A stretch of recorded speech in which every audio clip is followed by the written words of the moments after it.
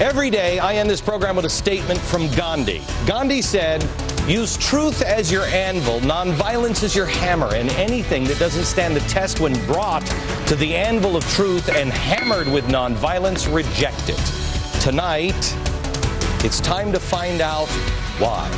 Come on. Hello, America. I was talking to a friend of mine today, and we were talking about the Constitution and some of the bills that are being passed in Congress, and I said, that's 2,800 pages. The Constitution is 4. When they wrote it out, it was written on 4. I mean, granted, there were giant pieces of paper, but 4. Out of all of the things that the founders could have tackled first, what did they say? We're going to make promises to the states. We're going to make promises. We'll never violate these things.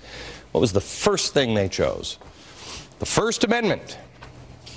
Congress shall make no law respecting an establishment of religion.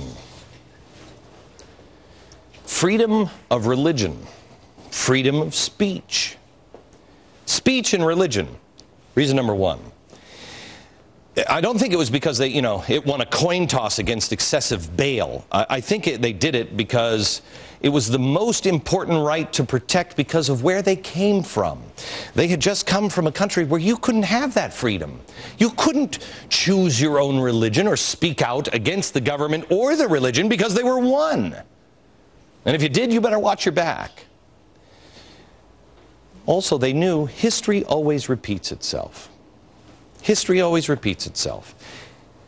I mean, the people might be different and the cause might be different. But at some point, somebody's going to say, you know what? I got a right. And you need to have free speech. We have an hour coming up for you next week. I'm changing the show. I told you a little bit about last night. I'm changing the show because I still thought it's just... something's bothering me, and it's just not right. And I think I know what it is. And next week, we're going to do a special on something you probably never heard of in history. It was called the Black Robe Regiment. Revolutionary era, they were the local pastors.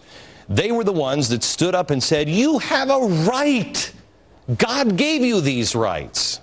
They were the people that rallied the congregations after the shot was heard around the world.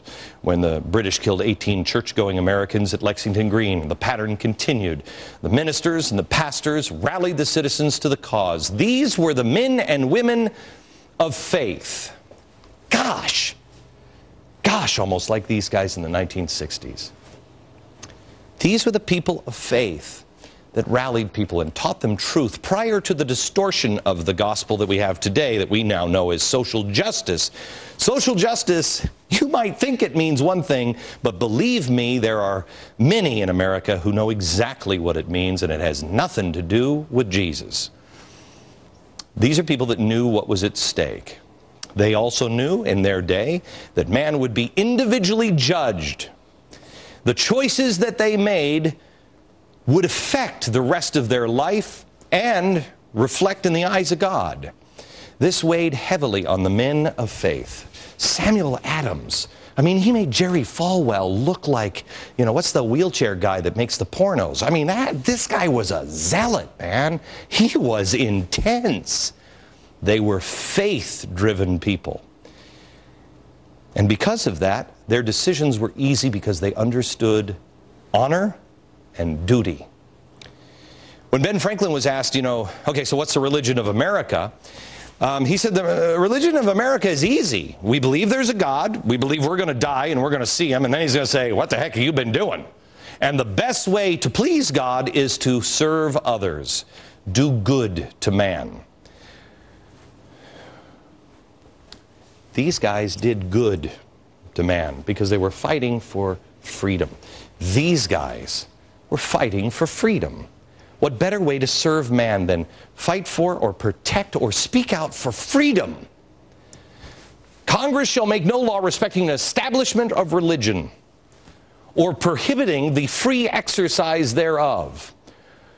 The founders had fled an ideology that believed societies, in order to function, had to have some sort of uniformity. Everybody get into church. We're going to tell you what it is. And by the way, church and state, it's great, isn't it? It was the duty of the government to impose it, even using force. Save the souls. You better not be a conformist. You'd be executed. Now, here in America, God bless the founders. You can be a Wiccan, you can be a Presbyterian, you can be a Mormon, you can follow the nut job down in Miami who thinks he's Jesus. God bless you. Go for it. As long as he's not telling you go kill people, I'm cool. What was it Jefferson said? If it neither breaks my leg or picks my pocket, what difference does it make to me? The government can't throw you to the lions. Neither will they abridge freedom of speech. This wasn't so the porn stars could express themselves. The founders came from a system that permeated the entire world. The average schlub back then, you had no say. You needed to be a duke or an earl or a king, wear a fancy wig to have anything to say.